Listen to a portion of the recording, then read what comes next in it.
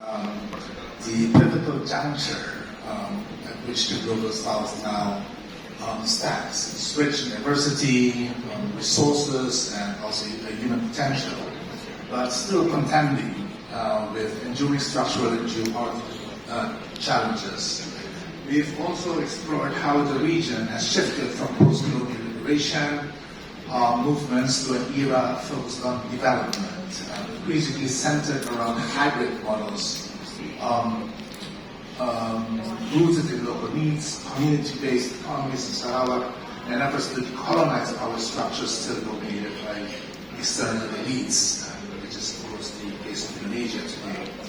We've also examined the rise of new regionalisms as a response to shifting global dynamics. ASEAN's emphasis on dialogue and consensus alongside economic initiatives such as the RCEP, which provides institutional scaffolding for a more inclusive, rules-based regional order. What is interesting is also, as Professor Jai has mentioned, China's interesting involving engagement.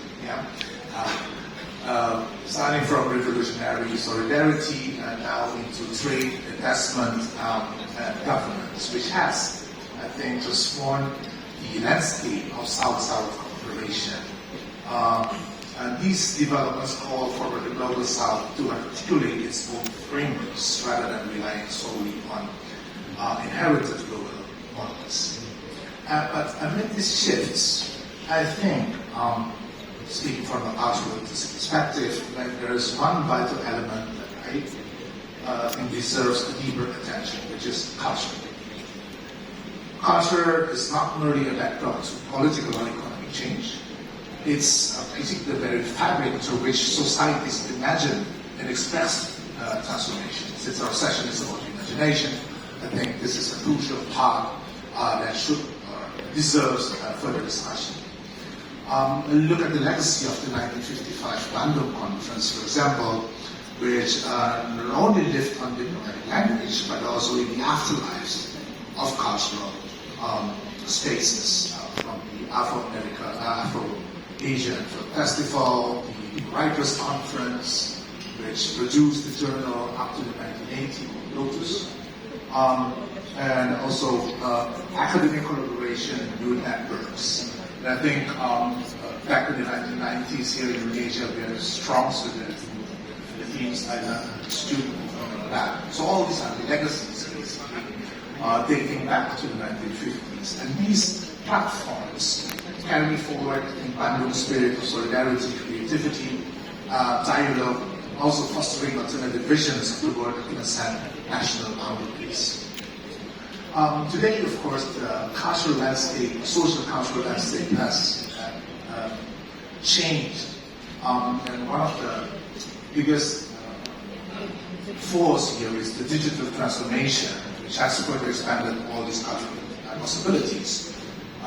We see here in the region that new technologies enable artists, storytellers, and communities to connect across geographies. We have large Korea, soap opera, fan base, I think in Southeast Asia, now products from China, Turkey, and whatnot. So we have that kind of exchange facilitated by digital transformation.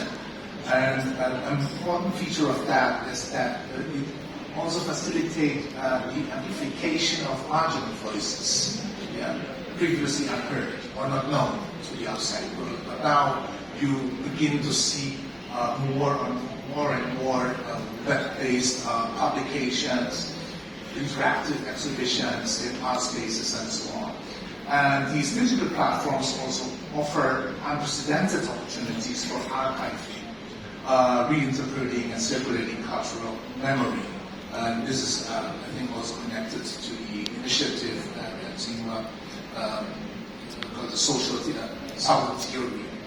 Now we have access to all these writings back from the 50s, 60s, well documented in digital forms, which would create, I think, new opportunities to reread them and then contextualize in our current situation. So recognizing the strategic role of culture, I think, means placing it at the core of our developmental agendas. It means supporting artistic expression, not as decoration, but as a generator of meaning, identity, and imagination, whether through local language preservation, independent media, or community arts initiatives.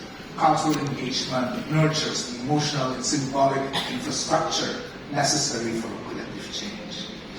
So ultimately, in the end, if the Global South is to define its own future with clarity and conviction, it must fully embrace the power of culture, not just as a legacy of the past, but as a living dynamic force for imagining, development, solidarity, and global belonging. So, thank you very much. It's 2020.